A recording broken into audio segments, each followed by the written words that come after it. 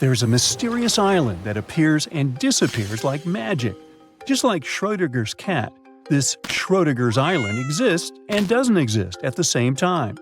Officially it's called Sandy Island, and it once appeared in maps, but it was never there in real life. Australian scientists decided to solve the mystery once and for all by embarking on an adventure to find this elusive archipelago. But when they reached the coordinates, all they found was endless blue waves. It's like the island was playing a game of hide-and-seek with them. This story goes back to 1876. A whaling ship was crossing the area and reported an island. Whoever saw it said it was over 15 miles long north to south and around 3 miles wide, about the size of Manhattan, so not so tiny at all. But every time researchers went to visit the area, they found nothing.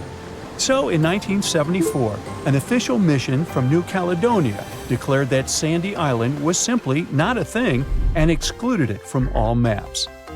People went on with their lives until they noticed that the island was appearing on Google Earth as a black blob.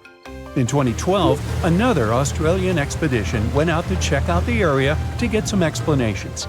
They had to write a eulogy for the long-lost island and explain what could have created this mess. For starters, mapping technology wasn't at its peak back in the 1900s. It was easy to get the coordinates wrong. Then there was the fact that the area is big on volcanic activities. It's likely that volcanic lava cooled down and created a raft of some kind. Let's say that the whaling ship went by, saw the volcanic raft, and thought it was land from a distance. But hey, it's just a guess. Humans have ventured far and wide across the globe, and it may have seemed at some point that we discovered each and every nook of our planet. But when Mount Lico popped up on Google Earth, scientists were overcome with excitement. This hidden gem in northern Mozambique is no ordinary rainforest. It's nestled inside a volcano. Determined to confirm the existence of this mysterious forest, experts assembled a team of top-notch scientists and specialists from around the world. The journey to Mount Lico was no walk in the park, with a daunting vertical rock climb standing between them and the forest. But after 6 years of planning and preparation, they were ready for the challenge. Once they got there, they saw it was even better than they imagined. The place was like a perfectly tended garden. The forest sounded unique and different from other rainforests. There were some insanely huge caterpillars that looked dangerous. And they even found ancient pots and evidence of an untouched human ecosystem. Ooh! Terra incognita means unknown land. And one of the largest unknown territories being uncovered today is the land beneath Antarctica's ice sheets. Below the snowy surface, there is an entirely new world of canyons, waterways, and lakes, which are now being mapped. One can't help but wonder, is there really liquid water below Antarctica's frozen surface? Yep. Water can exist without freezing due to pressure. The liquid water is the result of Earth's warm interior, and that's how we get things such as Lake Vostok. Now, you can't see it, but Lake Vostok is right here. Located in East Antarctica, it lies beneath 2.5 miles of thick ice. This huge lake is about 4,800 square miles. Humans could only discover it with the help of some top-notch technologies like seismic soundings and ice-penetrating radars. According to these scientists, it's likely that the lake has been there for up to 15 million years. Bhutan is on the map for, among other things, being the happiest country in all of Asia. But it kept a hidden gem for all these years, one of the world's tallest unclimbed mountains, Kunkar Pansum. Bhutan is enmeshed in the glorious Himalayan mountains. That's why the climbing community was beyond excited when they discovered an untouched mountain. Imagine being the first person to climb an unexplored peak. That would probably guarantee you a spot in the Guinness World Records for sure. The mountain has been untouched because of a Bhutanese law. For locals, the mountain peak is a sacred site, shrouded in mystery and legends. One of their beliefs is that the sacredness of climbing a mountain lies not in reaching its peak, but in truly communing with the mountain and enjoying the process. We got to admit, that is a bit of a newsflash for Westerners. If you're ever in the state of New York, make sure you check out the Aglo General Store. You'll have to drive somewhere around the Catskills to find a beautiful, grand, big nothing. Agloe is one of America's most famous paper towns, aka a fake town. But this case is different from Sandy Island. Agloe Town never existed, and it wasn't a mistake. You see, there's an old copyright practice amongst map makers. They add in paper towns so they can know when someone is simply copy-pasting their work. What they didn't expect is that this would get completely out of hand. Some say that one day a guy picked up a map at a gas station that had Agloe Town marked in it. The person decided to open a store over there and named it Agloe General Store. Some say the guy who opened the store faced a lawsuit from the map makers. Anyways, it only lasted enough years to become a national joke. Americans drove from all over the U.S. to get a picture of the town's fake welcome sign. And then we've got Bermeja Island, located in the Gulf of Mexico. This funky island appeared on many maps of the 16th and 17th centuries. It was probably drawn by Spanish explorers.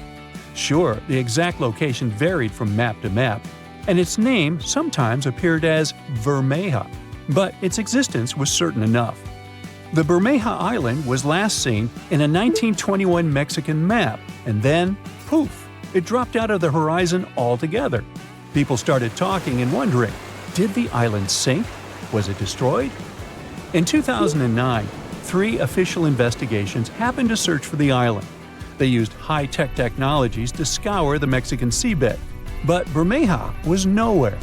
Researchers had multiple guesses on what it could be. Let's delve on one of these ideas. The idea was probably made up by old-day explorers to mislead their enemies in search of land and gold. Well, that seems plausible. Now, let's take a look at Rio de Janeiro. Once, the city was filled with informal territories. These places are known as slums or favelas. They're like mini-cities inside the big city. Some favelas are known to be underprivileged territories, where dwellers don't get the same urban perks as other citizens, such as the sewage system and garbage pickups. These slums grew so quickly that the government didn't have time to keep track of their developments. So today, it's usually the dwellers themselves that name the streets and make do with whatever they have at their disposal. One of the biggest slums in Brazil is located in Rio de Janeiro, the so-called Hacienda, and it was only recognized as a neighborhood by the local government in the 1990s. Our own ocean floor is less mapped than Venus, Mars, and the Moon. In fact, 95% of our oceans are unexplored. Strange, right? We do have the available technology, which is mainly sonar soundings, sending wave sounds to the ocean bed and registering what they hear back.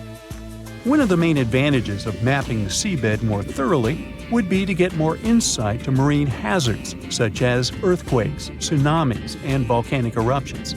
Plus, there are so many unidentified marine life. This could give us a great insight into preservation and discovering the true dynamics of our marine ecosystems. If you take a bird's-eye view of the U.S., you might spot some creepy barcode-like symbols etched into the pavement. Well, don't worry. They're not surveillance QR codes or ancient artifacts. Back in the 20th century, these symbols were used to calibrate aerial and satellite cameras. Up close, you'll see that they were made using black or white paint on concrete or asphalt. They're usually smaller than a basketball court and have a bunch of organized bar-shaped lines. Planes and satellites use them to fine-tune their imaging equipment. It's like an eye chart for cameras, determining their optical resolution limits. Nowadays, we don't need these targets anymore, since our technology has advanced. So these giant barcodes have become pretty much useless. But you can still find dozens of them scattered across the U.S., including the Nevada test site, Fort Huachuca in Arizona, Travis Air Force Base in California, and in other parts of the world too. Still, size does not always matter when it comes to seeing something creepy from the sky. Take phytoplankton, for example.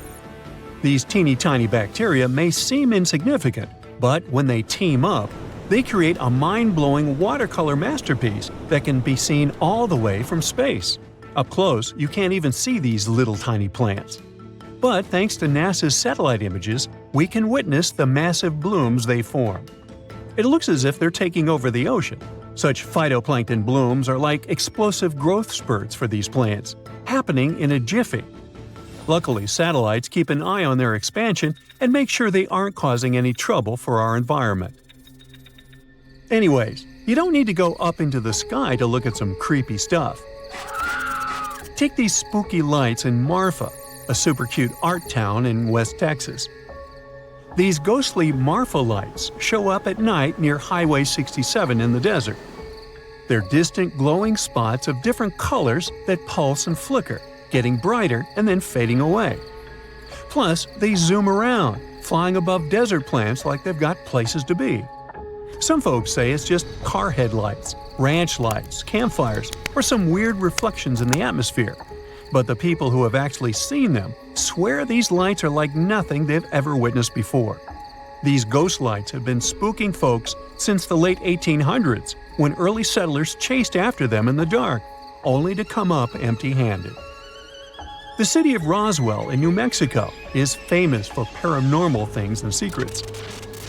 Back in 1947, there was this dude and his son chilling on their ranch when they stumbled upon some weird metallic debris that was super light. They took a few pieces of the wreckage to the Roswell sheriff, who then got in touch with Colonel Blanchard, the big shot in charge of the Roswell Army Airfield Composite Group. As they were trying to figure out what the heck that wreckage was, an intelligence officer went ahead and publicly announced that Roswell Army Airfield had actually gotten their hands on a flying saucer. Still, a few decades later, the U.S. Air Force released a report saying that the wreckage was nothing more than a test balloon. In the Manistash Ridge of Washington, there's this crazy hole on the property of a man who identified himself as Mel Waters. People say it's not just an ordinary hole, but a gateway to another dimension. Now, for years, Mel and his neighbors used this hole as their personal trash can. I mean, they chucked everything in there, from regular old garbage to busted appliances. The hole never filled up, no matter how much junk they tossed in. But this bottomless pit also had some spooky stuff going on. Radios would pick up weird signals, and even dogs didn't want to go near this hole. Waters claimed that sometimes a mysterious black beam would shoot out from the hole, and portable radios would start playing tunes from the past. Now, by the way, Mel tried to measure this hole, and it turned out to be deeper than 80,000 feet, and he didn't even reach the bottom.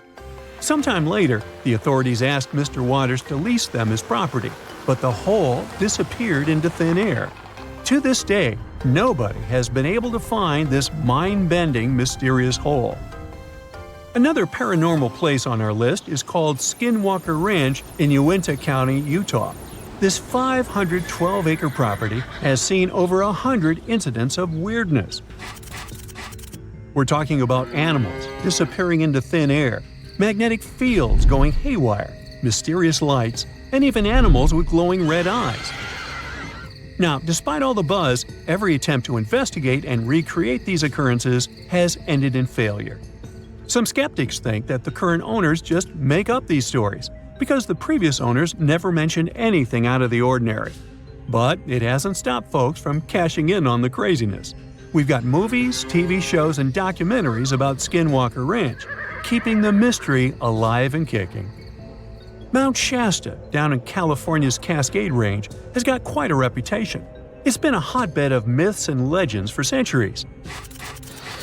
The indigenous tribes in the area held this mountain in high regard, thinking there was a secret city tucked away inside. They believed the city had all sorts of extraordinary stuff, like intricate tunnels filled with dazzling jewels and treasures. In 1904, a British prospector claimed he had stumbled upon an underground village while exploring the mountain. He said he found gold, ancient artifacts, and even giant mummies. But here's the twist. When he was supposed to guide an exploration team back to the village, he simply vanished. Some folks think there really was a village inside Mount Shasta, but it's been abandoned for ages.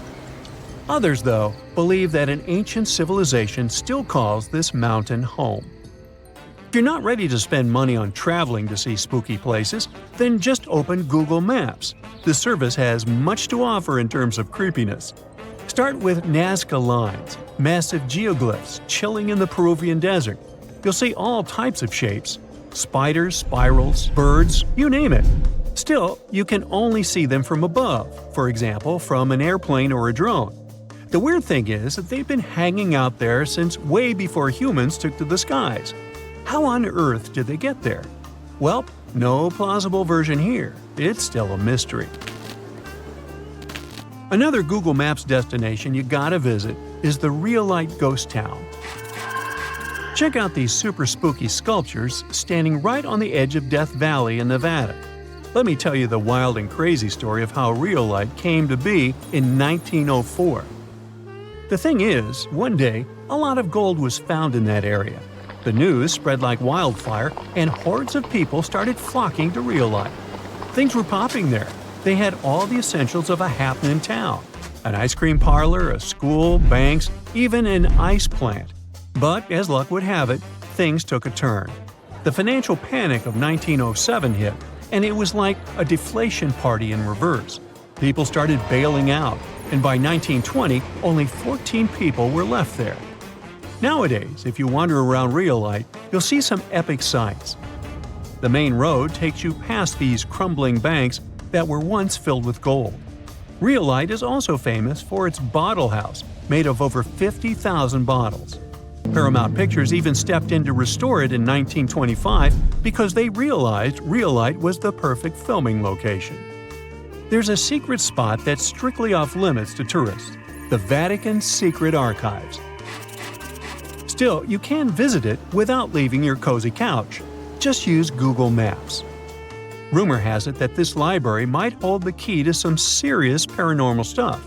So, if you're up for an adventure that combines history, art, and a sprinkle of extraterrestrial intrigue, Vatican City and its secret archives should definitely be on your travel bucket list.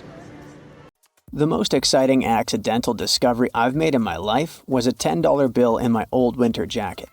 Some folks are luckier though, as they find underground cities from centuries ago or make inventions that turn them into millionaires. Velcro was invented after a routine walk in the woods.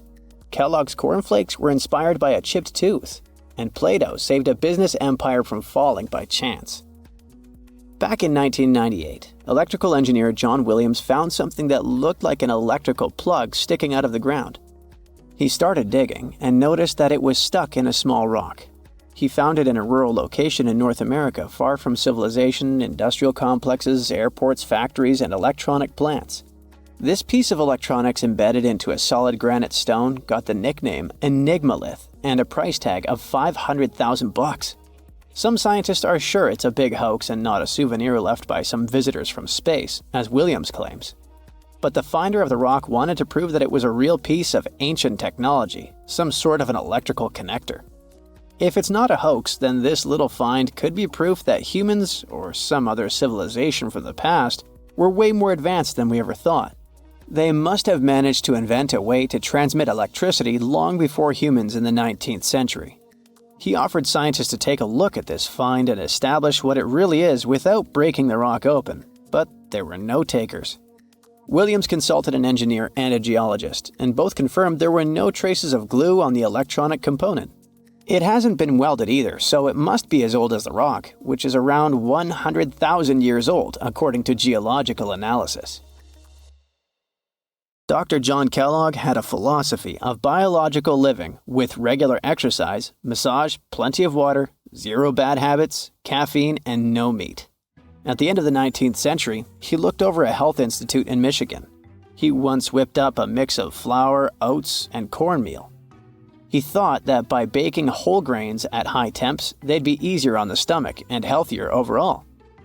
He baked the mix twice and first made cookies, but a patient chipped a tooth on that version. Then he decided to break it into small pieces. It's hard to pinpoint exactly how Kellogg cornflakes came to be, with so many versions of the story floating around. Kellogg's wife, Ella, and his brother Will both claim they played a role in creating the flakes, along with several other family members and sanitarium staff. The company lore says that it all went down one night in 1898, when some wheat-based cereal dough was left out too long, fermenting in the process. When rolled out thin, the slightly moldy dough turned into these perfect large thin flakes that got all crispy and yummy in the oven. Over the next few years, Will Kellogg kept tweaking the recipe and realized that corn, not wheat, made even crunchier, tastier flakes. His brand, Kellogg's Cornflakes, has grown into a multi-billion-dollar company. Swiss engineer Georges de Mestral once went for a walk with his dog and came back with a concept that would later go to space. Once they got back from the woods, de Mestral noticed that his pants and his dog's fur were covered in the tiny barbs of the cocklebur plant. He examined the burrs under the microscope and noticed that they were shaped like tiny hooks that stuck to loops on clothes and fur. He decided to recreate that natural tech to design an extra strong fastener, one with many practical uses. He was testing different materials for his invention for so many years and finally settled on nylon. He also needed to design a special type of loom that could weave the fibers in the right size, shape, and density. It took de Mestral a total of 14 years until he introduced the world to Velcro, which means velvet and hook in French. De Mestral was hoping his invention would replace the zipper on clothes, but the fashion world found Velcro cheap-looking and unattractive. But NASA didn't think so, and used Velcro for astronaut spacesuits and helmets in the 1960s. Now, Velcro is used everywhere, from footwear to toys to airline seat cushions. Before the middle of the 20th century, most homes were heated with coal. It left soot throughout the house, which was especially visible on wallpapers. Kutal Products was the largest company that sold wallpaper cleaner, but in the 50s, more and more people switched to gas, oil, and electricity, and the sooty buildup problem was mostly solved. The owner of Kutal Products was trying to save his business. Meanwhile, his sister-in-law read that wallpaper cleaner could be used to make holiday decorations. She worked as a nursery school teacher, and modeling clay was pretty hard for her students to handle, so she decided to test this material for molding into different shapes, and it works out just fine. She told her relatives about the discovery and suggested a name for it: Play-Doh. The Kutal company was about to go bankrupt, so it was a great alternative for a new business. Soon enough, Macy's and Marshall Field got interested in the new toy and started selling it. Play-Doh was originally only in one color, white, but soon expanded to red, blue, and yellow. They also made several changes to the original recipe, but the mixture is still mostly the same as when it was used to clean wallpapers. An urban legend says that if you take all the Play-Doh compound ever made and put it through their Fun Factory playset, you'll get a snake that will wrap around the planet 300 times. A man in Turkey was renovating his home when he knocked down a wall in his basement with a sledgehammer. He found a tunnel behind the wall that led to an ancient underground city. The tunnel led to more tunnels and then halls and chambers. It turned out to be a whole underground complex with 18 stories and without a single inhabitant, abandoned a long time ago. It was the city of Derinkuyu, built thousands of years ago, a home for up to 20,000 people. Whoever built it had great skill, and it's rather easy to build tunnels out of the soft rock, but cave-ins are a big risk. None of the floors at Derinkuyu have ever collapsed. The city had a complex ventilation system with over 15,000 shafts. The upper levels had the best ventilation and were used for living and sleeping quarters. The lower levels were mainly used for storage, but they also had a dungeon. In between, there were room for domestic animals, a school, a convent, and small churches. John Martin, a forestry professor, was out exploring a forest in Wisconsin one night. He was shining a UV flashlight up into the canopy to spot lichens, fungi, plants, and frogs that glow under the UV light. Then, suddenly, he heard a flying squirrel chirping at a bird feeder, pointed the flashlight at it, and saw it light up pink. The professor told his colleagues about it, and they decided to investigate further. They checked out some flying squirrel skins at museums to see if this pink glow is a common thing among them. It turns out that almost all of the flying squirrel specimens they looked at had the same pink fluorescence. Non-flying squirrels didn't glow at all. Other animals with fluorescence, like puffins and chameleons, glow blue under UV light. The only other mammals with fluorescent fur are around 20 species of opossum. They live in different ecosystems and have different diets. The only thing they have in common with flying squirrels is that they're all active at night. And regular squirrels prefer sunlight. There's enough ultraviolet light in low light conditions, and nocturnal animals need UV vision. So the pink glow might have to do with nighttime perception and navigation, especially in cold and snowy conditions. Or it could be a way for male flying squirrels to attract prospective mates. It could be a sort of mimicry. Have you heard of Göbekli Tepe? It's an ancient site in Turkey that literally made historians rewrite history books. Over 11,000 years ago, a group of prehistoric humans crafted an enigmatic masterpiece that's even older than Stonehenge.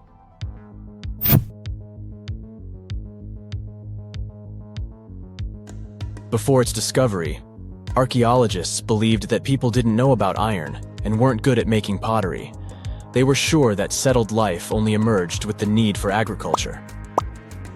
But Göbekli Tepe changed this belief.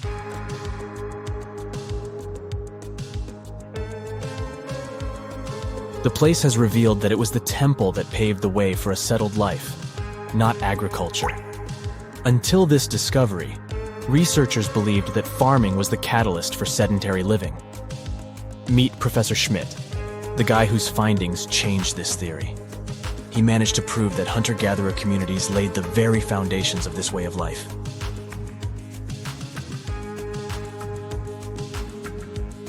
Back in the 1960s, other archaeologists visited the area, but they totally missed the mark.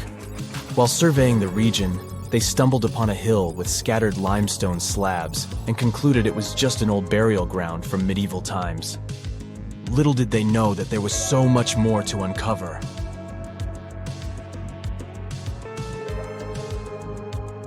In 1994, Schmidt embarked on his own survey of prehistoric sites in the area. Surprise! He instantly realized he had discovered something truly extraordinary. Unlike the nearby flat and barren plateaus, Göbekli Tepe had a gently rounded top, rising 50 feet above the surrounding landscape. Funny enough, the translation of this place's name is Potbelly Hill. Schmidt was sure only humans could have made something like this.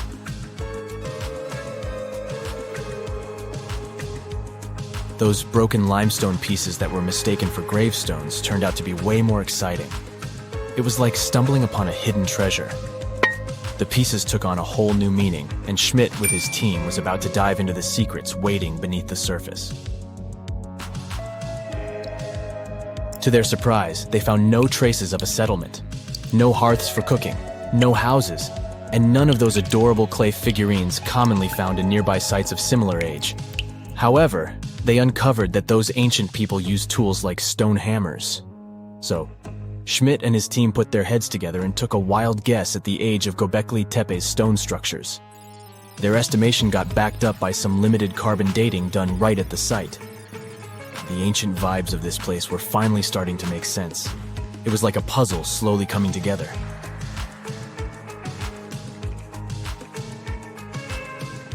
You may think that back then, people didn't have special tools to create something as cool as Göbekli Tepe. Not true. Turns out, these prehistoric folks used flint tools instead of fancy metal chisels. They were also skilled at chipping away softer limestone and crafting pillars right on the spot. Afterward, they carried the pillars a short distance to the summit and placed them upright. Once the stone rings were complete, they covered them with layers of dirt. Over time, they added new rings, and voila! You've got a cool hill to impress people in the future.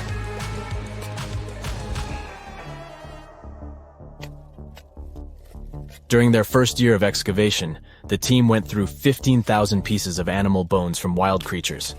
These people didn't have pet animals or grow their own food. They hunted wild animals for their meals. But things were about to change, because the place had everything they needed to start farming. Scientists say they had wild sheep and wild grains that could be domesticated. And guess what? Just 20 miles away, geneticists found evidence of the world's oldest domesticated strains of wheat at a prehistoric village.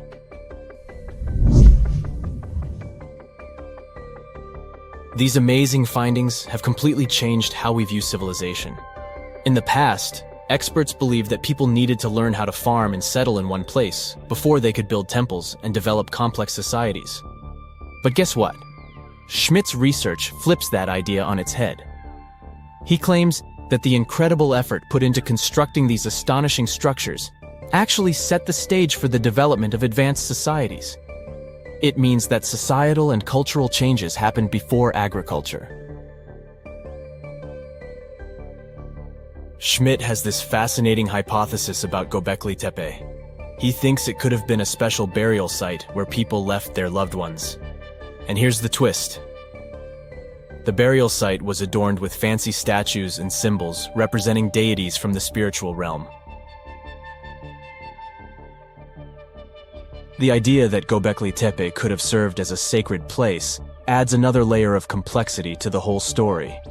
While the site's true purpose may remain elusive, Schmidt's insights invite us to consider the profound interplay between life and the afterlife, and the deep reverence ancient hunter-gatherer societies may have had for their departed ancestors. Now let's talk about the stars of the show, the mesmerizing T-shaped columns that dominate Göbekli Tepe. These mysterious structures range from 10 to 20 feet tall and most likely represent stylized human figures. But one figure stands out from the rest, the three-dimensional lion relief. This depiction really fires up our imagination. Why? Because it hints at the possibility that lions roamed Anatolia during the Neolithic period.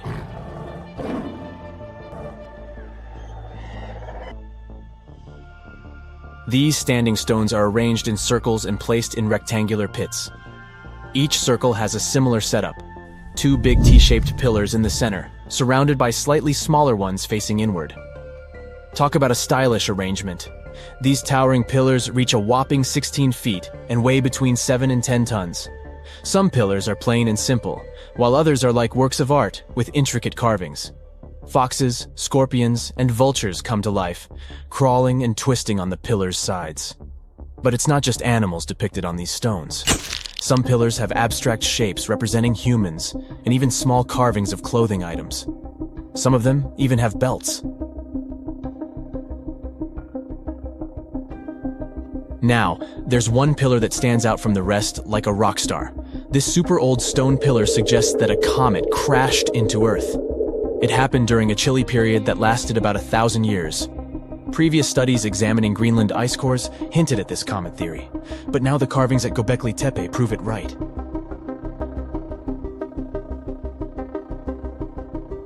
The carvings on the pillars are like a historical comic strip. They even show a headless human figure. Researchers fed the images into a computer and discovered their connections to constellations, indicating that this temple might have been an ancient observatory. It's like our ancestors were trying to document this cataclysmic event in their own unique way. Archaeologists have been excavating and researching Göbekli Tepe since the mid-1990s, peeling back layers of history and providing us with a deeper understanding of the intricate relationship between various elements. They have no plans to stop the whole process for another 150 years. Who knows what else they'll find? You see, Göbekli Tepe has been labeled purely as a ritual site with no signs of domestic activities. We were led to believe that the absence of water meant it couldn't support semi-sedentary communities. But scientists believe it's time to shake things up and approach Göbekli Tepe with fresh eyes. It's time to question what we believed before and use new evidence and different ways of thinking. Like, there might have been a group of people living in the area who didn't stay in one place all the time. They moved around a bit but still had their own civilization, living in the area semi-sedentarily. Göbekli Tepe is not just home to a single temple, but an astounding collection of over 20 ancient structures. As archaeologists delve into the depths of this wonder, they are unraveling its unique layout, featuring two prominent focal points at the heart of each establishment, complemented by smaller structures and dividing walls. What's even crazier is that in this area, there are over 200 obelisks, which are narrow tapering monuments. So a team of archaeologists digging in the far north of Zambia stumbled upon something that could change all we know about early humans. Was it a Walkman? Nah. It's a wooden structure built around 500,000 years ago, the oldest of its kind on Earth. The construction consists of two logs that had been shaped to fit together, something like Lincoln logs, those toy building sets. There's no chance that the two logs could have just drifted along the river and merged in that shape naturally. They were carved with sharp tools before Homo sapiens, or modern humans, appeared in Africa. Researchers don't know which species of ancient humans could manage to create something like this, but they were pretty great at planning and maybe even used some language to discuss their construction projects. It also means we can't be so sure that Stone Age folks were just wandering nomads. They might have been more settled down than we thought, with enough resources to stick around in one place. Finding wooden stuff from the Stone Age is like looking for a needle in a haystack, because it decomposes over time, much like Beethoven. But this one was found near Colombo Falls, near the border of Zambia and Tanzania. The construction might have been a walkway, a firewood or food storage spot, or a base for shelter. It was preserved so well in waterlogged sediments that have no oxygen and kept the construction fresh. The discovery has marks left from tools that were used to make the two pieces fit together. Archaeologists also dug up 4 ancient wooden tools at a site: a wedge, a digging stick, a chopped log, and a branch with a notch, all dated back to over 300,000 years ago. Scientists analyzed minerals in the sand around the goodies they found and used a technique called luminescence dating to tell the age of the finds. Experts believe that they should study more waterlogged sites because they could have more examples of ancient woodworking. Archaeologists have to be really careful while working with these finds not to damage the delicate wood, so they use plastic tools. The team that found the construction had to keep the wood wet so it wouldn't lose traces of human activity or break. They took it to the UK to study in special tanks for underwater photography. There, they made 3D models of the wood. The earliest wooden artifact found so far is a piece of polished plank from Israel, which is over 780,000 years old. There were also some wooden tools for foraging aged 400,000 years, but none of these finds are as progressive as the wooden construction in Africa. Scientists found cotton fibers from the ancient Near East that are 7,000 years old, the oldest of their kind. The place where they were found is like a time capsule, with mud brick buildings with all sorts of ancient goodies, giving us a peek into what life was like back then. They've already found signs of ancient parties with spots for stashing food. Usually, stuff from this era turns to dust, but thanks to fancy microscopes, experts can dive deep into the sediment collected from the site and uncover all sorts of organic remnants, including these cotton threads. People used to think the fabrics here were made from local plants, but it looks like this cotton might have traveled all the way from the Indus region, which is modern-day Pakistan. The ancient village of Tel Saf might have been more connected than we thought, part of some international trade network. There's more evidence backing up this idea, like beads from Anatolia, Romania, and Egypt, and pottery from other countries. The oldest known leather shoe that was found so far was waiting for 5,500 years in a cave in present-day Armenia. A British archaeologist stumbled upon this gem under a busted jar at the bottom of a pit. Alongside the shoe was a deer's shoulder blade, wild goat horns, a fish vertebra, and some scattered pottery shards. The shoe itself is pretty simple, made from a single piece of cowhide wrapped around the right foot, held together with a leather lace running through eyelets. To keep its shape, they stuffed some grass inside. Scientists are not sure who rocked this shoe, but they use radiocarbon dating to figure out its age along with the grass stuffing. These shoes look a lot like the ones folks still wear today on Ireland's Aran Islands. The same tech and methods used to make these shoes stuck around in Europe until the middle of the 20th century. Near Leipzig, diggers found a grave from about 2,500 years before the current era, packed with over 100 dog teeth, all lined up neat and tidy. These teeth could have been a part of a fancy flap for a handbag. The leather or fabric that was holding it together must have disappeared over centuries. If it's true, that would be the oldest purse in the world, all the way from the Stone Age. Using dog teeth and hair ornaments and necklaces for both women and men was, trendy back then, according to experts. Whoever was the owner of the purse must have had a high social status, judging by the number of materials used to make it, not counting all the toothless dogs. It looks like the oldest musical instruments ever crafted by humans are ancient flutes made of bird bone and mammoth ivory. They were discovered in a cave down south in Germany, a place showing early signs of modern humans settling in Europe. Using carbon dating wizardry, The scientists pin the flute's age at around 42,000 years old. According to the experts, these musical doodads might have been used for fun or during religious ceremonies. Some experts believe that music might have helped us build bigger social circles and expand our territory compared to the Neanderthals. Those guys faded into history about 30,000 years ago. In 2020, a team of scientists found a string a quarter of an inch long in France. Archaeologists unearthed a cord fragment next to a stone tool. Such twisted fibers could have been used for everything from making clothes to fishing nets. In prehistory, there was some advanced tech, and the Neanderthals seemed to have mastered it. Scientists already knew that these early humans made tar from birch bark and that they produced shell beads. There's even evidence of Neanderthal art. The string section and similar finds prove that our ancestors from many thousands of years ago weren't as primitive as they're often shown in popular culture. Back in the 19th century, the French found a broken slab of black granite from 196 before the current era. The stone contained one text in 3 scripts: ancient Greek, Egyptian hieroglyphs, and Demotic. A French philologist was the first to crack the code. He successfully matched the Greek letters with the ones in the Egyptian script, and we were finally able to read hieroglyphs. The name of the piece of granite that made all this possible was the Rosetta Stone. With its help, among other things, scientists managed to decipher papyrus records on how the pyramids in Egypt were built.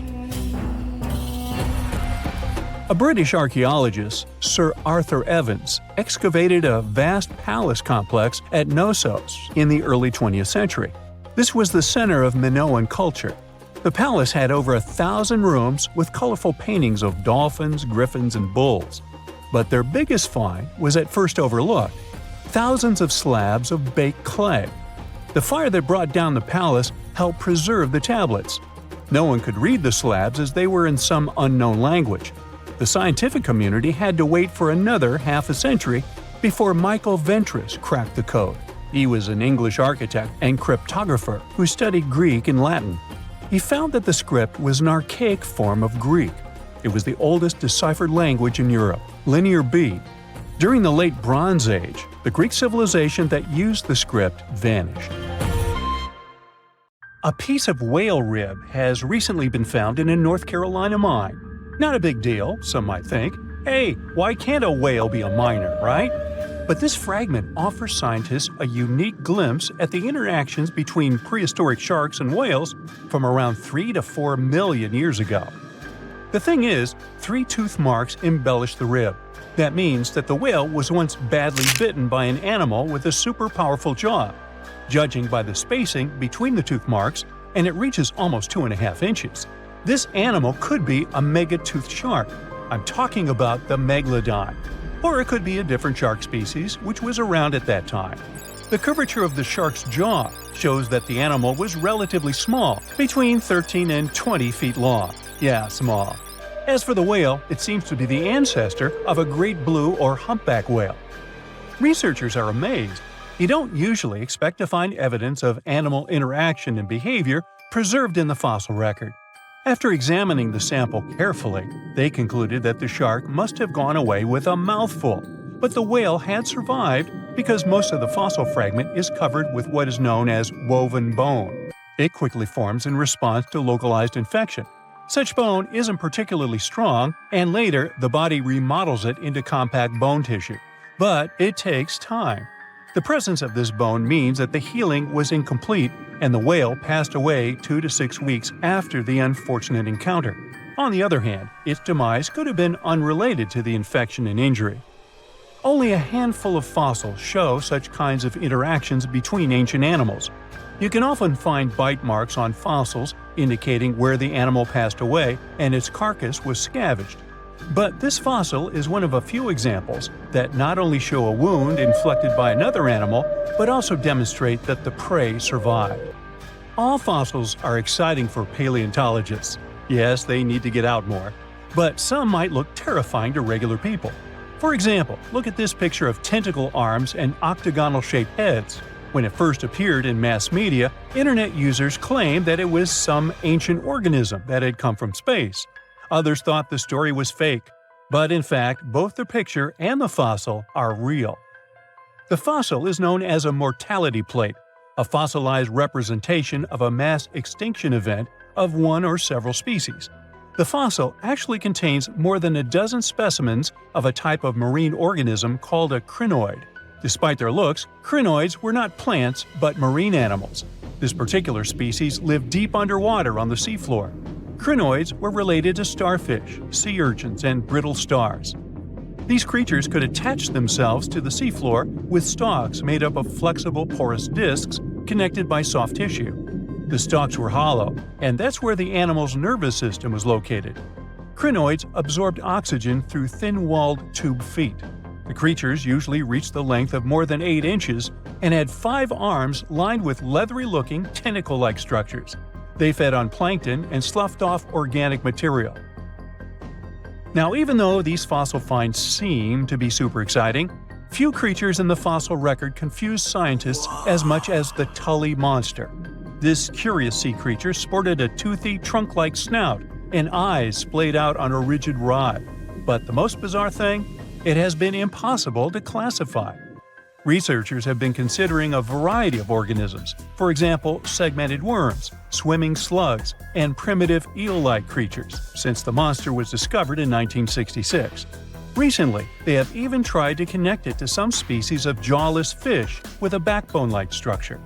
A team of scientists from Japan has used high-resolution laser scanners to examine the anatomy of Tully monster fossils in 3D. They concluded that the enigmatic fossil might be an invertebrate after all, and still, the true identity of the creature remains elusive. In the 1950s, amateur fossil hunter Francis Tully found a ghostly imprint of a torpedo-shaped organism with a huge tail fin in the Mizon Creek fossil beds in Illinois. Tully had never seen anything similar to the torpedo structure.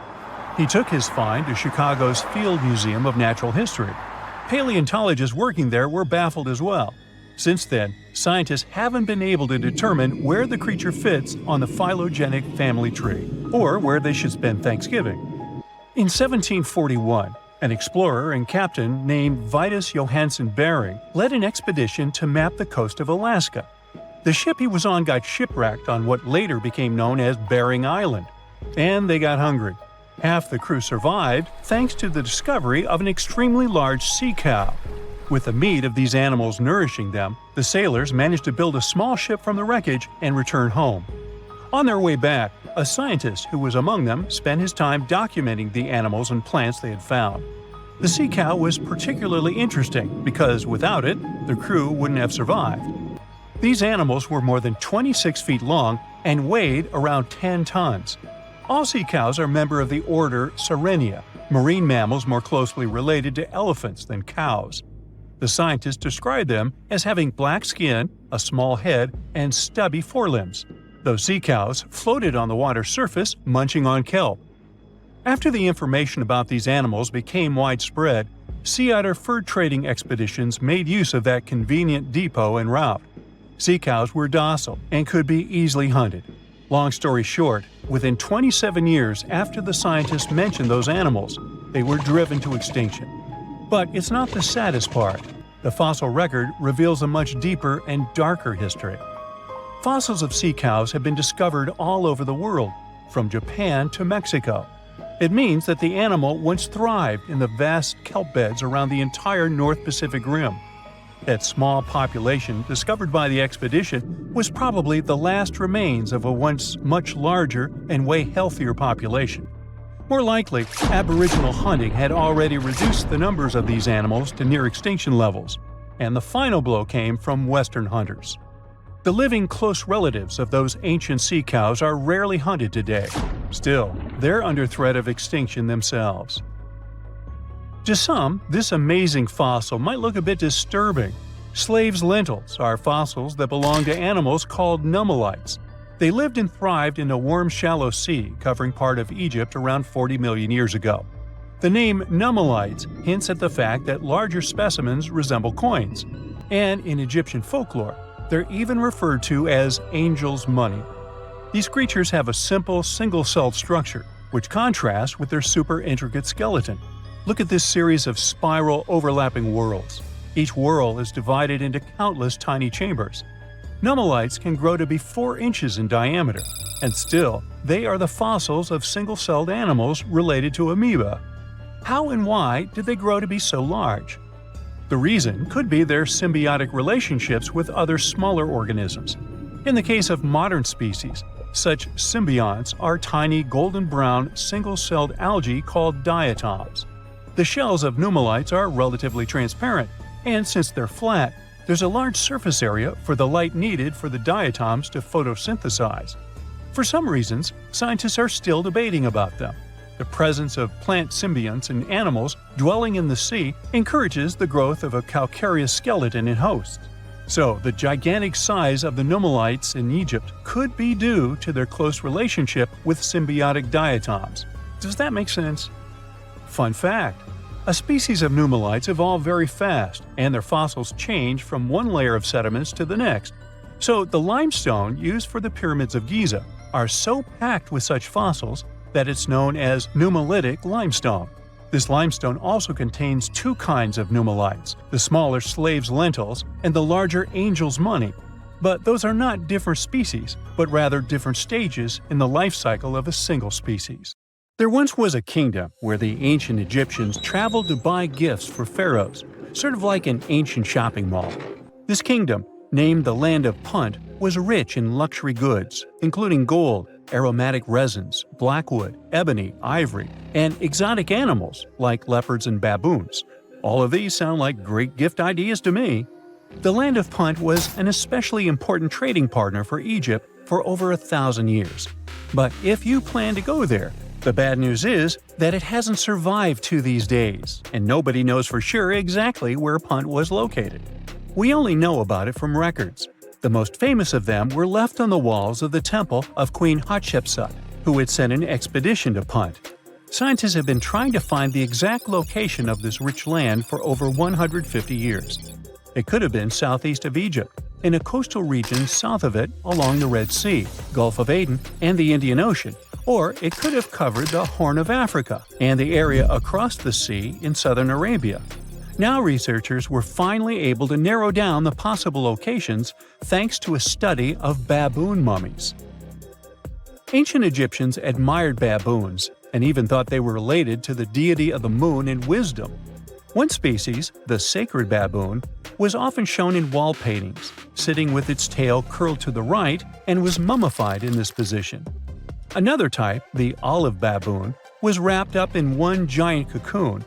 Both types were found in the tombs of the Valley of the Kings. But if you remember geography lessons, baboons just don't wander around Egypt, so they must have been brought there through trade with other regions. Primatologists, Egyptologists, geographers, and geochemists look at the mummified baboons from 2 different time periods in ancient Egypt. Some were from the New Kingdom period, and others were from the Ptolemaic period. The scientists did some more hard work and analyzed tissues from 155 baboons from 75 separate places in eastern Africa and southern Arabia. Those were all areas that they thought could be the ancient Land of Punt. They measured oxygen and strontium in the baboons' bodies. When animals drink water and eat plants, their teeth, hair, and bones show a geographic signature of where they've lived, thanks to these elements they contain. Scientists use a special method called isotopic mapping, and found out that the New Kingdom baboons they analyzed came from a location in Eritrea, Ethiopia, or Somalia. 5 mummified baboons from the Ptolemaic period had strontium levels that matched those found in Egypt. So, ancient Egyptians might have had a special place to breed and keep baboons, probably in Memphis, a city in Lower Egypt, not Tennessee. Meanwhile, paleontologists from New Zealand got lucky, as some boulders had split open from the tide and revealed fossils of the largest penguin that has ever lived on Earth. The scientists used laser scanners to make 3D models of the ancient penguin bones. They compared these bones to the flipper size of modern penguins and did some math as to how much the old penguins might have weighed. Today, the biggest penguins, emperor penguins, weigh between 55 to 100 pounds. Researchers think that the penguins from the past that they found weighed around 340 pounds, real giants in the penguin world. These huge flightless birds lived in the oceans around New Zealand more than 50 million years ago, after the dinosaurs went extinct. They totally took advantage of their big bodies to stay warm in the cold water. They might have even traveled the world thanks to it. And they'd scare off any predators, but they didn't have any. The asteroid that took down the dinosaurs also got rid of most big marine reptiles, and the ancestors of seals and whales were still living on land. Back in 1992, 4 farmers in China were draining water from their ponds and accidentally bumped into a ship full of gold and ancient statues worth millions. Just kidding, they actually found the Longyou Caves. Those are 24 big caves created by people a long time ago. Even though they are so large and well made, no one knows who built them, why they were built, or how they were built. Experts think the caves are at least 2,000 years old, but they don't understand why these caves aren't mentioned in any historical records. All of the Longyou caverns look the same and aren't connected to each other. Each cave has one entrance connected to a vertical shaft with a carved staircase. Rain and water from the surface can flow into the caves through these stairs. To manage this water, the caves have special grooves, channels, and a system to catch the water at the bottom. So it looks like the ancient builders were real pros when it came to drainage and water management. Maybe my town could learn a lesson from them, as it turns into Venice after every heavy shower. Anyway, the caverns were built below a hill, named after a bird that is one of the most respected creatures in Chinese mythology and culture. It symbolizes all the best things, like high virtue, grace, and the union of yin and yang. Scientists think there could be a connection between the caverns and the bird, but it's just a theory so far. Experts from the National Institute of Ocean Technology in India were doing their routine pollution surveys when they found some structures that looked like a city underwater. Using special sonar technology, the team found big geometric shapes on the ocean floor. They brought up different items from the site, like pottery, beads, sculptures, parts of walls, and even human bones and teeth. They thought the ruins belonged to a civilization older than the Bronze Age Indus Valley Civilization, which is the earliest urban culture of the Indian subcontinent that we know of so far. But not everyone joined in on celebrating this awesome discovery. Some archaeologists refused to believe it and thought it could be some computer tricks.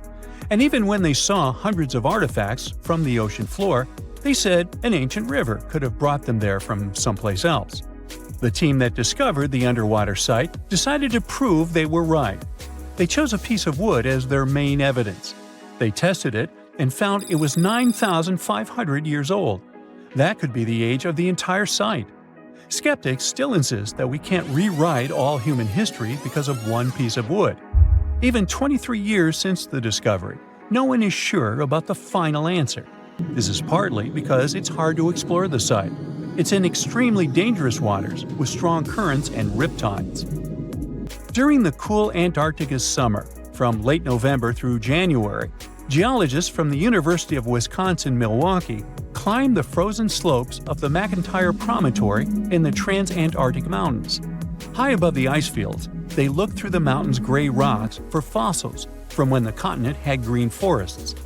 By the end of their trip, the geologists found fossil pieces from 13 trees. These fossils show that the trees are over 260 million years old. This means the forest grew at the end of the Permian period before the first dinosaurs even appeared. More than 90% of all species on Earth disappeared back then, including the polar forests. These trees would have been very tough if they grew in Antarctica and could have survived. But a huge increase in gases, like carbon dioxide and methane, must have taken them down. This Antarctic forest is a terrific way for us to see what life was like before the extinction, and we might even understand what caused it. It also shows us how plants were different back then from those we are used to now. If dinosaurs once ruled the Earth, it seems like we should stumble upon their bones everywhere. But we don't. Why is that? Aren't you curious? There's no conspiracy here. The truth is that the quest to find dino remains is much more complex than meets the eye. Yes, dinosaur bones are real, we found tons of them, and they've already been uncovered on every continent, despite many people arguing otherwise. and the uneven distribution of these prehistoric treasures is simply a quirk of nature. Turns out fossilization is an incredibly rare phenomenon. It only happens under specific conditions. When a dino bites the dust, the journey to fossilization begins. The carcass needs swift burial by sediment, followed by layers upon layers, creating a geological pressure cooker. Minerals sneak into the bones, morphing them into stone. This unique recipe predominantly occurs underwater, where sediments like sand and mud can gracefully cloak the fallen giants. Which is why dinos meeting their end above ground rarely end up as fossils. For example, we barely find any fossils of species who lived in the jungle, and especially in the mountains. Researchers reveal that many fossils arise from areas near lakes or rivers. Whether drowned before a flood or carried away by rain, these dinosaurs lucked out in fossil formation. These are the reasons why we don't discover dinos in every nook and cranny. The harsh reality is that we might never meet many dino species, all because of these limitations of fossilization. Around 71% of dinosaurs will never be discovered. We don't even know how many species we've lost due to unsuitable conditions. If we're super lucky, we might find some fossils of mountain dinosaurs in local rivers, but that's a very rare case. So yes, while dinosaurs graced the globe, all the fossils we found so far were due to great luck. Now, this makes you wonder how much dinosaurs lived in general. There are myths about them leading a tortoise-paced life. People believe that dinos were sauntering through centuries to achieve colossal sizes. Funny enough, the truth is exactly opposite. In reality, dinosaurs lived shortly and shone bright like rock stars. Unfortunately, once these animals hit the prime of reproduction, they often found themselves on the fast track to fossilization before reaching their full-size potential. What's interesting is that dinosaur life cycles align with the rhythm of trees. Perhaps you know that it's possible to determine how old the tree lived by its rings. It's true, each pair of light and dark rings equals 1 year of age. Like the rings tell us about trees, dinos' bones tell us about them. Researchers examine slices of bones under a microscope, analyzing different tissues to gauge growth rates. Thick rings mean rapid growth, and narrow ones mean a more leisurely pace. In the animal kingdom, bigger usually equals longer life. So, some people wonder whether big dinos actually live longer. Apparently so.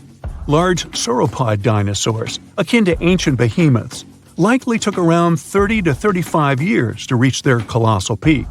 Following that, they might have enjoyed a few more decades on the prehistoric stage. For smaller dinosaurs, like the nimble arthropods, life was a swift affair. They grew to their full size after around 4 to 5 years of life. But after a mere 3 to 4 years, these mini dinos, unless super fortunate, might have bid adieu. So it turns out many dinosaurs didn't live for hundreds of years. Most of them, even colossal ones, rarely marked even their 50s. It's a surprise if you compare them to today's giants like blue whales and elephants. These animals boast human life-like spans. Blue whales live for around 80 to 90 years, and many elephants make it to their 60s to 70s. And they're not as big as some dinosaurs. Yeah, it's a pity that they left our planet so early, and we don't have a chance to study so many of them. What's even sadder is that dinosaurs have been doomed from the beginning. Even if a random cosmic rock hadn't hit our planet, dinosaurs would still have gone extinct by today. The Chicxulub meteorite smashed into our planet 66 million years ago. For the record, it didn't actually destroy all the dinosaurs, only the non-avian ones. The rest became birds. Yep, some of these colossal creatures became tiny chickens and pigeons we see today. Guess they know what wolves might feel like. But even before that happened, the Earth was slowly preparing a catastrophe for them. Recent research shows that the era before the asteroid impact wasn't exactly a paradise. It was more like a brewing cauldron of environmental challenges. The scientists delved into the Deccan Traps, one of the largest volcanic regions in present-day West India.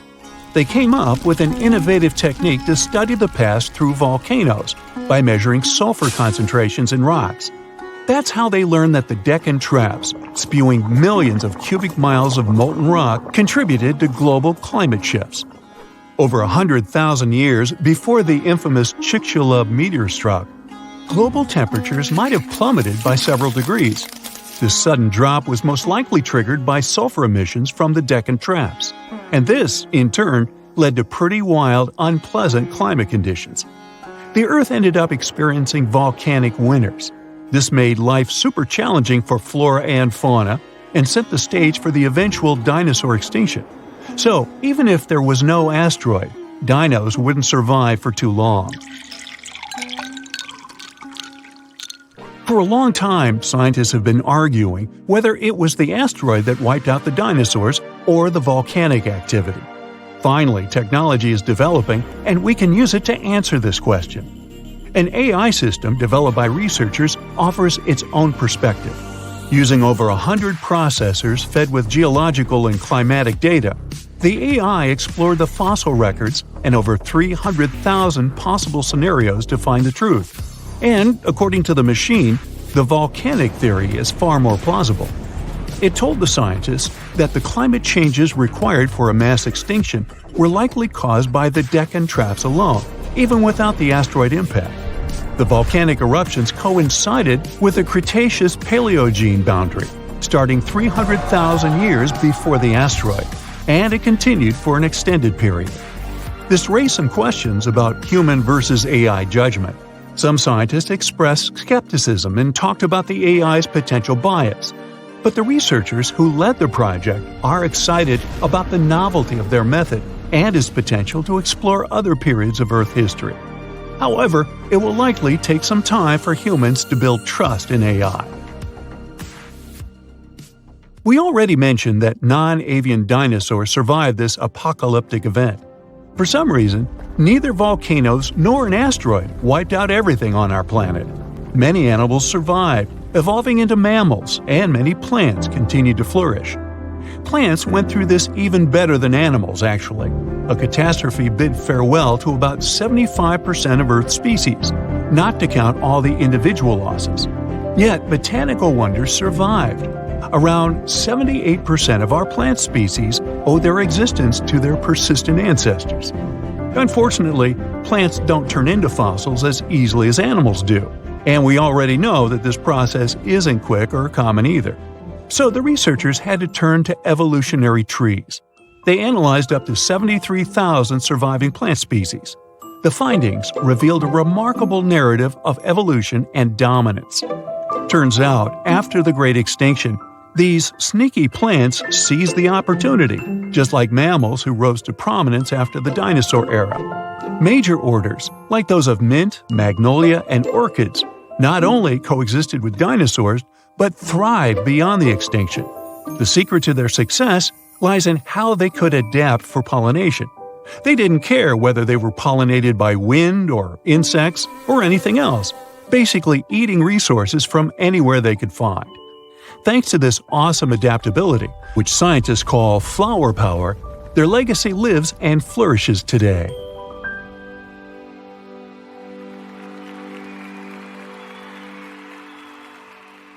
Summers in the Middle East get so hot that they change the landscape dramatically and make entire cities resurface from the past. That's what happened in 2018 when the city built by a mysterious empire on the Tigris River was finally released from its water trap. Archaeologists rushed to the location as they didn't want to miss a rare chance to excavate the site and learn more about the history of the place. They believe they've found the Bronze Age city Zakiku, founded over 3,000 years ago and fully submerged in the 1980s when a dam was built in its place. It used to be a busy hub for the Mitanni Empire for caravans on the popular trade route. It had water, which is a rarity in the area, and it was a guarantee for success. We know very little about the once powerful empire, as scientists haven't found any written chronicles in the excavated sites. That's why the archaeologists were thrilled to find an entire palace for the local ruler. Several years later, when the area became free from the water again, they found some fortifications to protect the city from foes. The highlight of their expedition was finding a huge public storehouse for trade goods and harvests, piles of wheat and barley, and imported metal and wood. Bread was the staple food for the locals, and they also loved big pots of vegetable soups and stews for lunch. Each household kept sheep, goats, cows, and pigs, so they had a steady source of milk and meat for special occasions. All the constructions found so far were built from bricks molded from mud. The walls that were underwater for over 40 years are so well preserved as if they went down yesterday. The royal palace stands out as it's larger than the other constructions, has thicker walls, and even pavements made of baked mud bricks that were sealed to be waterproof. The local king must have been in good relations with the emperor of the larger empire, of which Akiku was dependent. Traders who lived in the city collected wooden beams and took them to storehouses. The beams arrived down the Tigris River from the forests in the mountains in the north and east of Mesopotamia. Merchants came here to sell their goods and then crossed the Tigris on their way to the borderlands.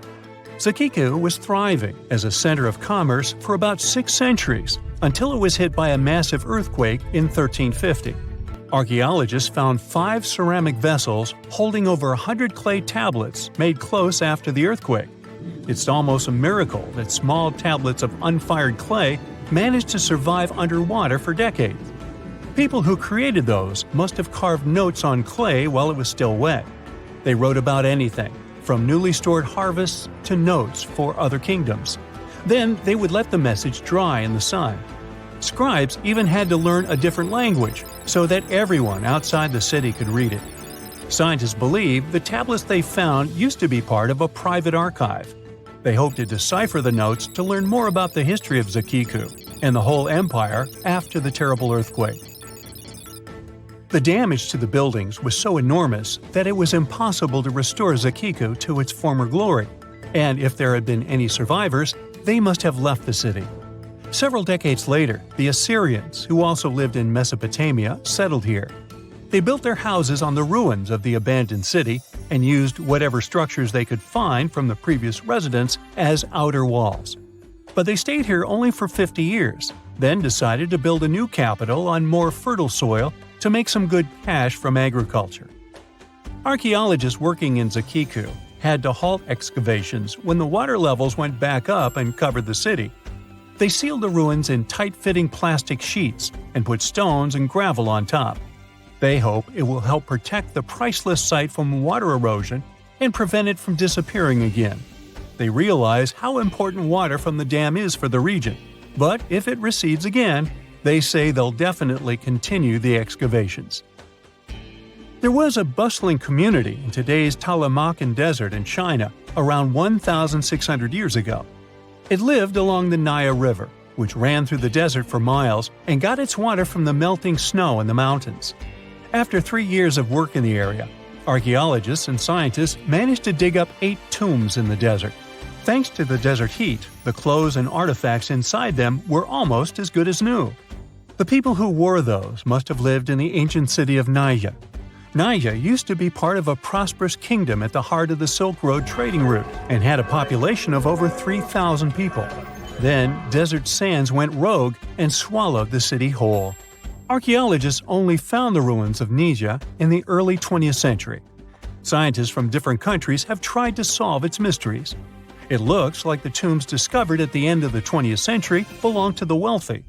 There were some expensive items inside: a quiver and bow, metal arrowheads, gold earrings, and a glass bead necklace, a lacquer box with a comb, makeup, and a sewing kit in one of the tombs. There was also some silk of top quality, and even the bright colors like green and yellow haven't faded on it. The fabric also had Chinese characters with quotes from historical books, which helped scientists identify the period in which it was made.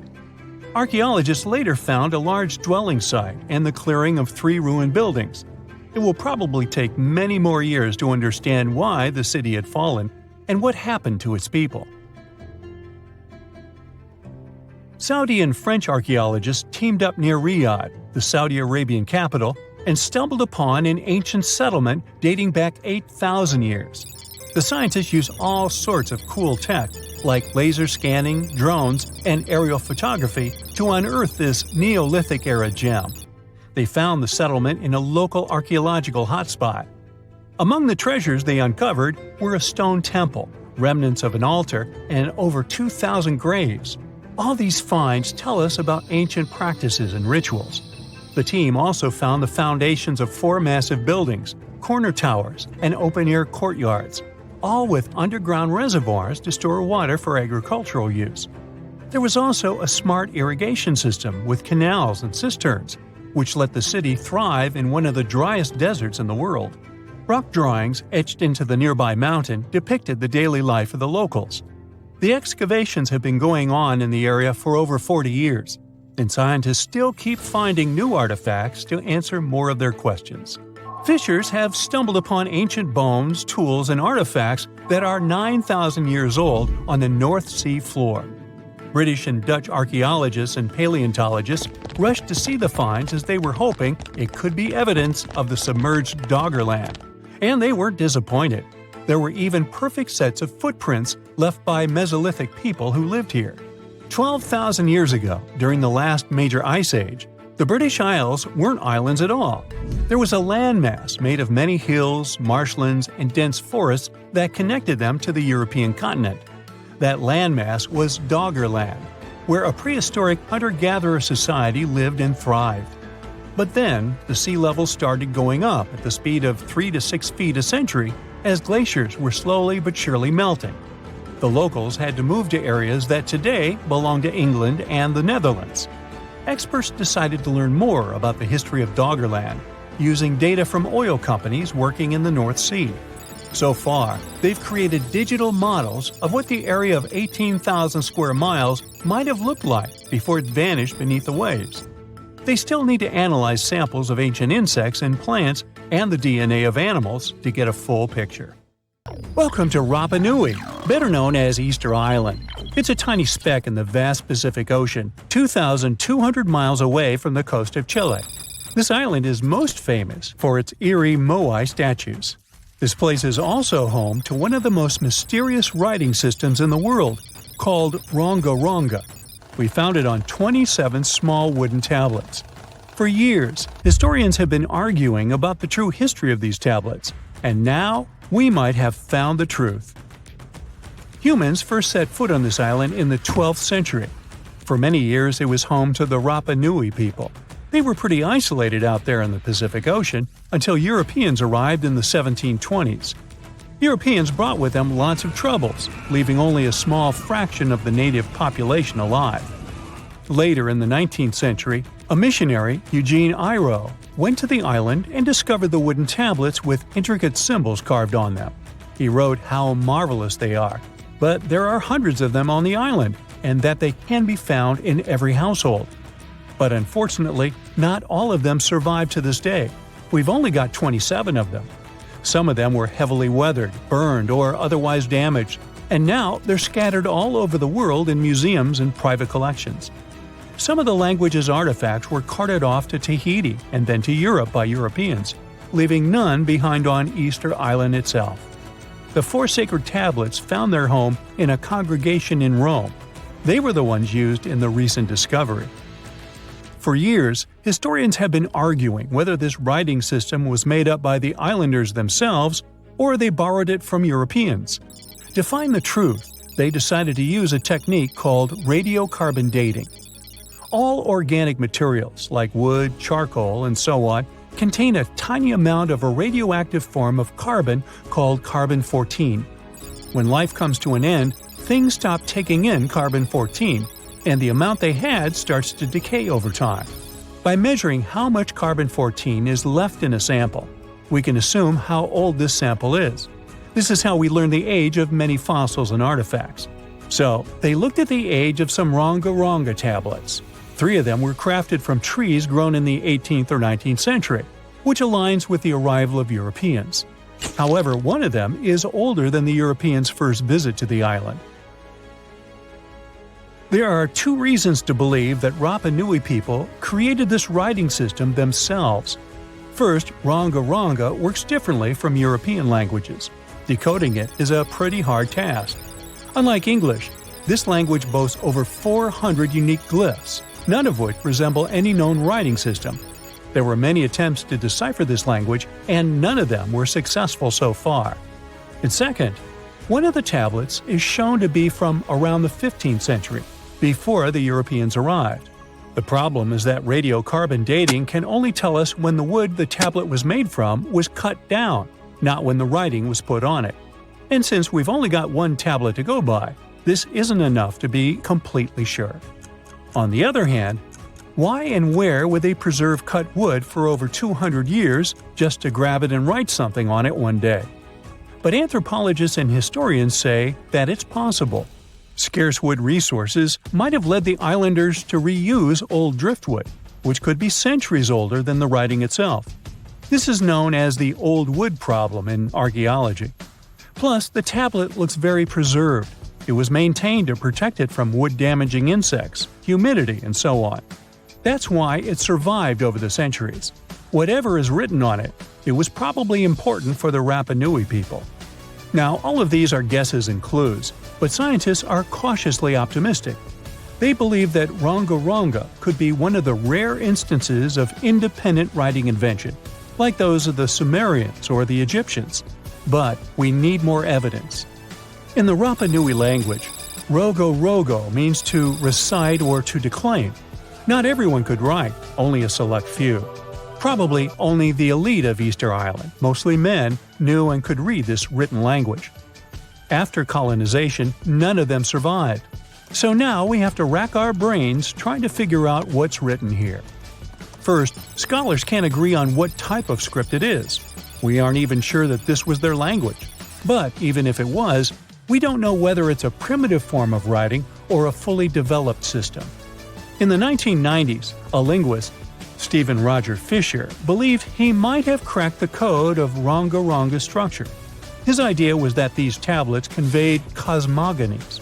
Cosmogonies are stories or narratives that explain how the universe was created and how natural phenomena came to be.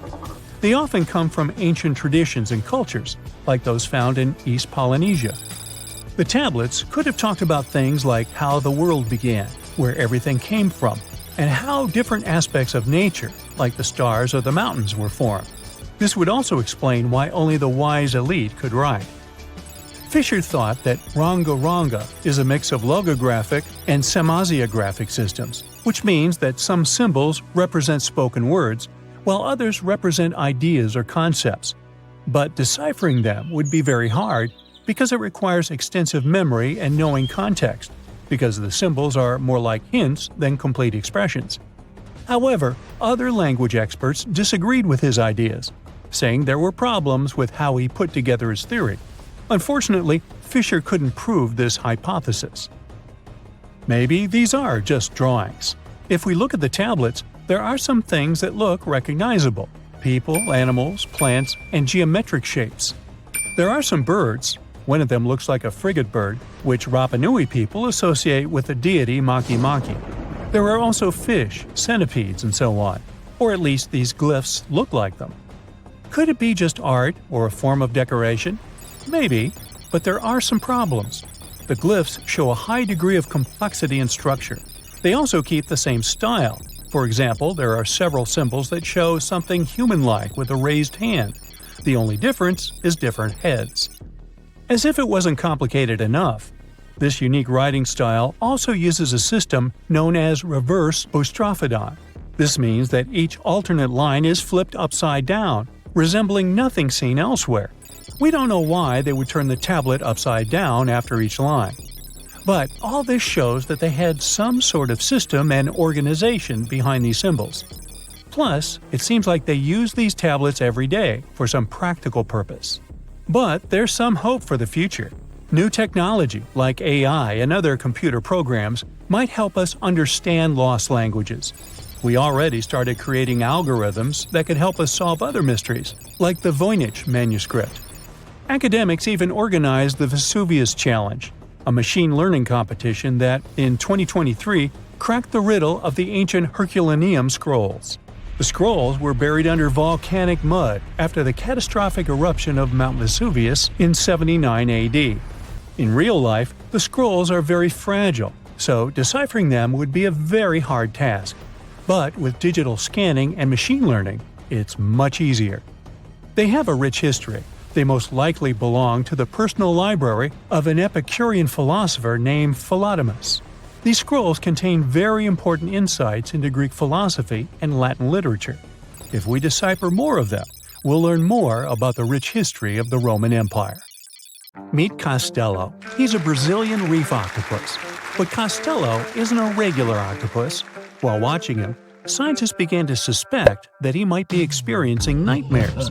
When he was sleeping, he was changing colors, making some wild movements, expelling water, and even releasing ink. They decided to study Costello for a while. His behavior during sleep resembled stress and fear. The study showed that he might see vivid dreams, which are, at times, spooky. Well, as just one octopus, these cute underwater creatures are known for their intelligence and sometimes human-like behavior, so it's entirely possible that they see dreams just like we do. In Costello's case, he might be haunted by memories of tough times off the coast of the Florida Keys. Poor Costello has a rough past. He lost a tentacle to a predator before captivity, so maybe that's what he sees in his dreams. If proven true, this discovery could reshape how we perceive intelligence and awareness in both animals and humans. Well, it turns out plants can talk. Well, kind of. Scientists found out that plants actually make ultrasonic clicks when they're stressed. Imagine tomatoes and tobacco plants in a jam. They're making sounds like popping bubble wrap, but way too high for us to hear. These are called ultrasonic signals, and they might be their way of indicating stress. That would mean that plants can communicate with each other, and stressed plants prefer to be drama queens and let everybody know about their troubles. They make around 30 to 50 pops and clicks per hour. Calm and healthy plants don't do nearly as much. And not only do plants talk, but even have their own language. They make different sounds depending on whether the plant is experiencing thirst or is bothered by a snipped stem or something else. Moreover, some of them are so dramatic that they start ringing alarms even before they show signs of dehydration, when they know they're getting close to it. Scientists aren't sure why they do that, though. They believe that it might involve cavitation, a term that means air bubbles dancing in the plant's plumbing. Plants that sing these symphonies include corn, wheat, grapes, and even cacti. That is quite a big discovery in agriculture. We could use it to check if our crops are thirsty and stuff like that. So now we'll be eavesdropping on plants and deciphering their secret language. Okay, time for some universal news. Recent studies are shaking up what we thought we knew about the universe's age. Our findings during the last decades showed that the universe must be around 13.7 billion years old. However, a new study shows that it might be almost twice as old, up to 26.7 billion years. Keep in mind that it's not proven, so for now, the official number stays the same. Scientists were using the time since the Big Bang and studying ancient stars to measure the universe's age. But some stars were playing hard to get, looking older than the universe itself. For example, the ancient star Methuselah, which is estimated to be around 14 billion years old, which would be older than our universe. Also, the James Webb Space Telescope caught galaxies looking super mature just a few hundred million years after the Big Bang. All this poses some hard puzzles for astronomers. But this new hypothesis combines the expanding universe theory with something called the tired light theory. It suggests that light loses energy as it zips across cosmic distances. Combine this with the expanding universe theory, and bam! As the universe expands, the light loses energy, so we simply can't see all the super ancient stars that are very far away from us, which is why we could make a mistake in calculating our universe's age. The new model also pushes back when galaxies started forming. It suggests that those early galaxies spotted by the Webb telescope took way longer to form than we originally thought. This study is a serious shakeup in the scientific community. If we made such a huge mistake in calculations, we'd have to rethink the very fundamental astrophysics principles. That would be a giant leap, and we'd have to make a huge makeover of almost everything. Which is why we need to be very cautious about it. So while scientists test this new theory, We just have to wait for the results. Now, these aren't the only space news. The new AI technology is already being actively used for scientific research. This time, AI is helping us to look for signs of extraterrestrial life. Researchers in SETI created machine learning algorithms that would help us sift through the cosmic noise faster and more efficiently. When you point a radio telescope at the stars, it's like turning into a celestial radio station that's full of different signals. We catch everything from pulsars to radio galaxies and earthly interference. Obviously, it would be pretty hard to identify a potential signal from extraterrestrials in all this mess. For over 60 years, scientists had to do all this manually. It was a daunting task to scan the skies and explore countless stars and radio frequencies. But now, AI came to help.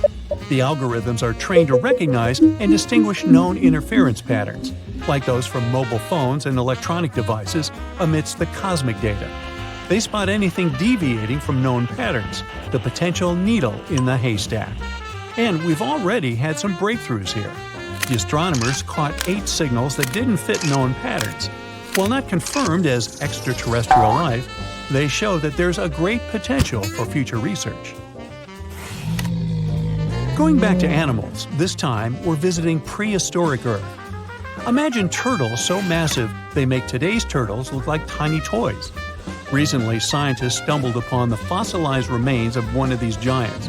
It's a sea-dwelling titan that cruised the European waters about 80 to 70 million years ago. The discovery was accidental. A hiker in northern Spain stumbled upon fragments of this creature near the Pyrenees Mountains. This turtle was roughly the size of a rhino, around 30 feet in length. Just to give you an idea, this creature would be about the size of an average car. It shows that extreme sizes were more common before an extinction event. The turtles we know now, of smaller, still substantial sizes, dominated afterward. But the ancient oceans were filled with giant turtles munching on mollusks and jellyfish. This discovery also challenges the idea that gigantic turtles were exclusive to North America. The existence of this turtle proves that these colossal reptiles were hanging out in European waters too.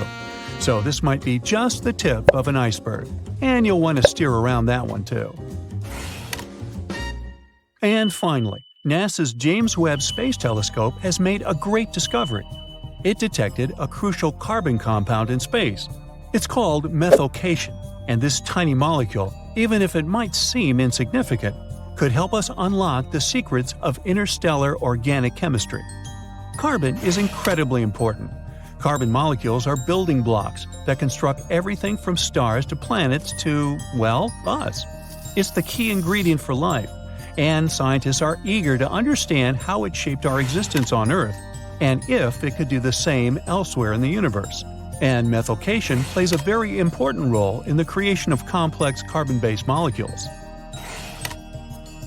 That's why it's very cool that we discovered methylcation, even if it's very far away. NASA scientists found it in a young star system. This system is chilling about 1,350 light-years away from us, in the Orion Nebula. The star in this system, which is smaller and a bit weaker than our Sun, is bombarded by intense ultraviolet light from nearby hot, young, massive stars. You'd think such strong UV radiation would destroy complex organic molecules. But the research team believes that it might actually kickstart the formation of these carbon compounds. Maybe stronger stars and their insane radiation levels actually work as energy sources for life. They set off a chemical chain reaction, which results in complex carbon stuff like plants and animals. Seems like we found yet another puzzle piece.